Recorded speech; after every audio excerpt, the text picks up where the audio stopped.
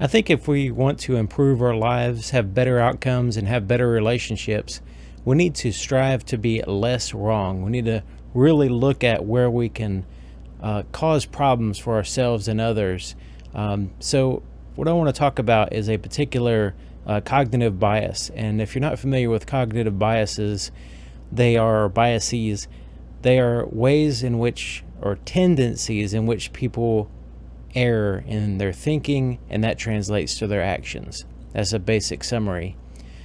But the one I want to talk about in particular, and it's fairly, you kind of know it, but you have to really bring it to your conscious mind sometimes, because it's really easy to fall for cognitive biases. They're like common pitfalls that you can so easily fall for. So you have to that everybody does, just everybody. So they have names for them, so you can kind of like, really examine these and try to make sure that you don't fall into these pitfalls.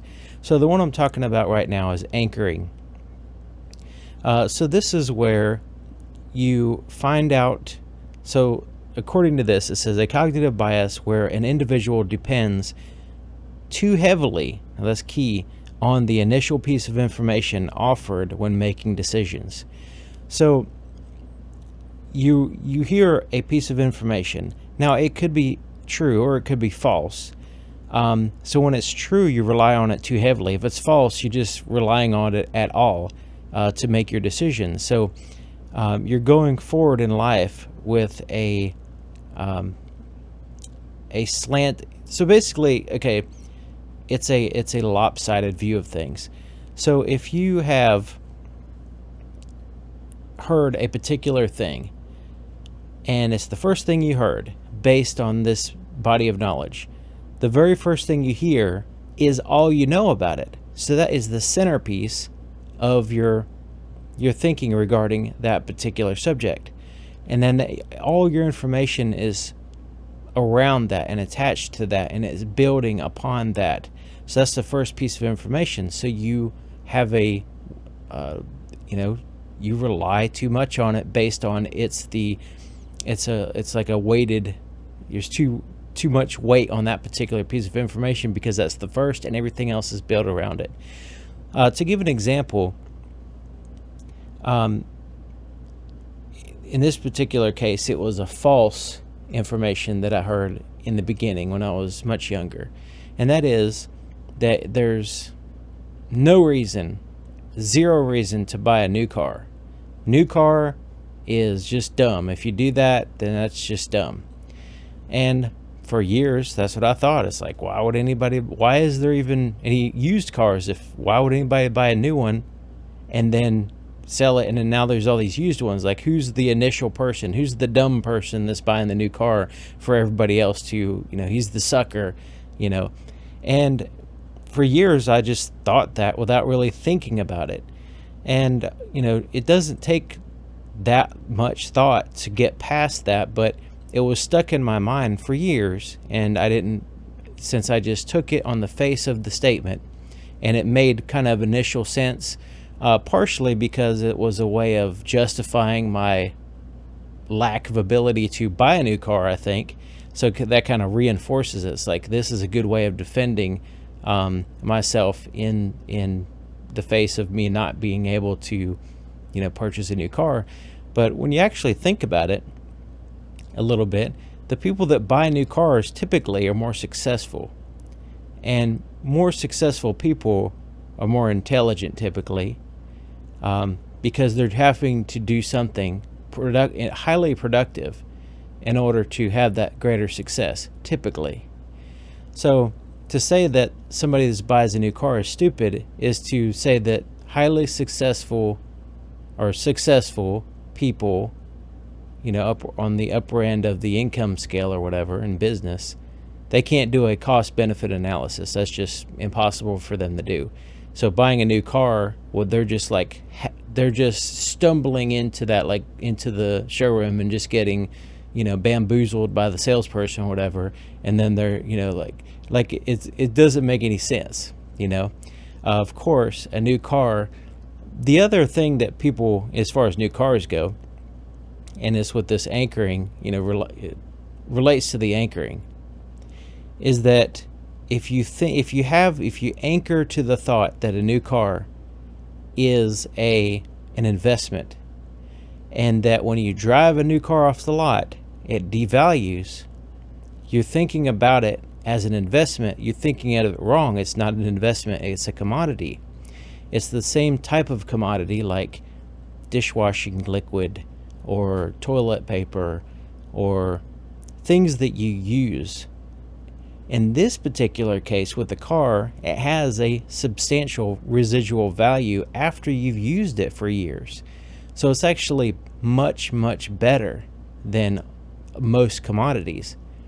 Like durable goods last a long time, and they retain a value, a pretty significant value relative to most commodities.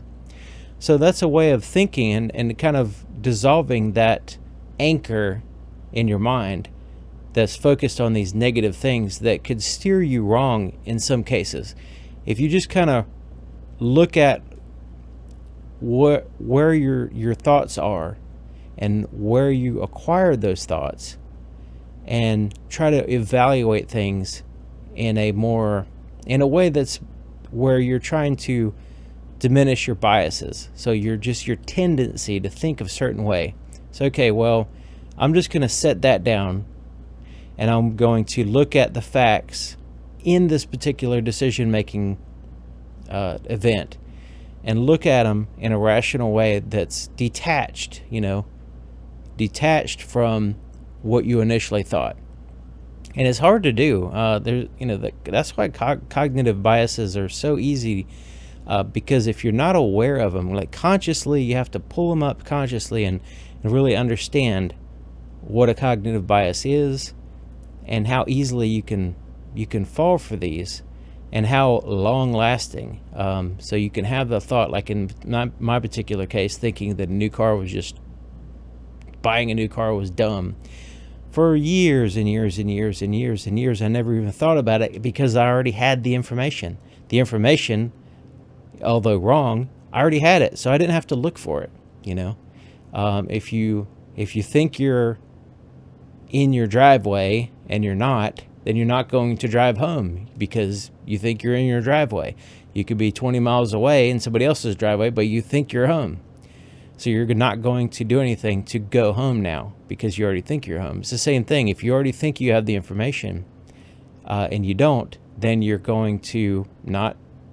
going to anchor, in this particular case, on that information and not look past it because you think you already have enough information to move forward in life.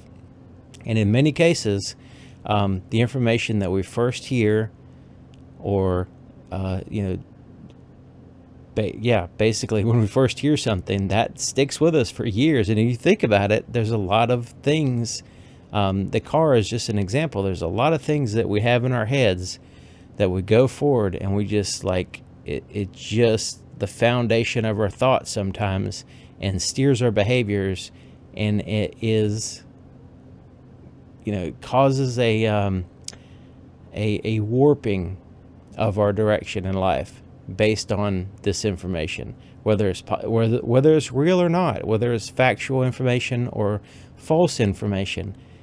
That's why I say it's key right here is we rely too heavily on it. We need to establish a more broader understanding of what we're doing. Our thoughts direct our actions, and our actions have consequences and different outcomes and problems. So if we want to be less wrong, then we want to make sure that we're doing the appropriate actions, and in order to do the appropriate actions, we need our thoughts to be broader thinking and make sure that we evaluate everything in a way that's going to account for everything and not just heavily rely on some information and not others, or false information, that kind of thing. So this is just an example of I think a very important cognitive bias to think about and to really think about it and to evaluate what we're doing, what we're thinking, and how we, because the whole new car thing kind of frames and supports other thoughts as well. So if you think that buying a new car is bad based on those, like, because then that's going to add some weight to your perception of wealthy people, or people that have a, more successful, and they're able to buy new cars every year or whatever. If you're not that type of person, then if you have this negative thought about buying a new car, and then these people buy the new cars, then you might have a negative thought about those people. And then, it just kind of creates this twist in your mind relating to a lot of other things.